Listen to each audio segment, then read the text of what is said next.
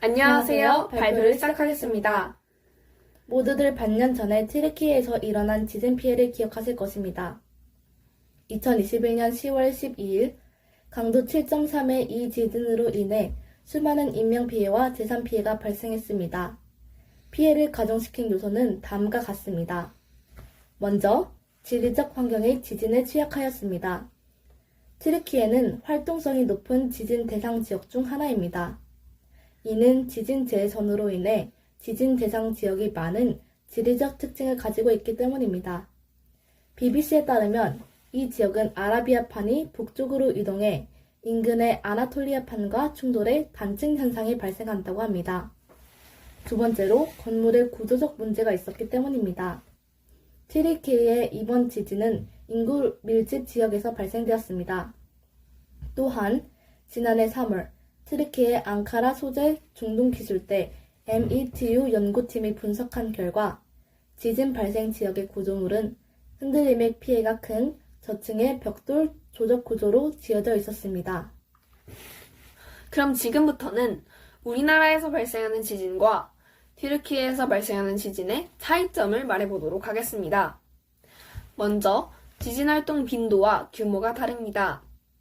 한국은 지진 발생 빈도가 비교적 낮으며 대부분 규모가 작은 지진이 발생합니다.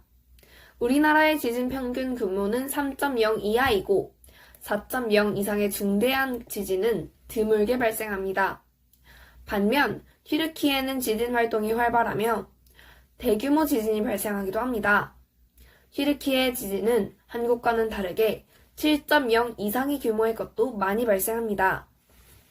그 다음으로 지진의 범위가 다르고 변수 발생의 가능성도 다릅니다. 한국은 대부분 지진 발생 가능성이 지정된 지역에서만 발생합니다. 반면 튀르키예는 지진 대상 지역이 넓어서 어디에서든 지진이 발생할 가능성이 있습니다. 마지막으로 국내 지진으로 인한 피해가 클 것으로 판단되는 지역을 데이터를 이용해서 예측해 보았습니다. 기상청에 의하면 남한 지역별 발생 빈도는 경북에서 가장 높았습니다. 규모 2.0 미만의 미소지진이 무려 225회, 그리고 규모 2.0 이상 지진은 12회로 국내 최다 수치입니다. 또한 경북지방은 양산 단층에 위치하고 있는데 양산 단층이 한반도에서 지진이 가장 많이 일어나게 되는 원인으로 지목되었습니다.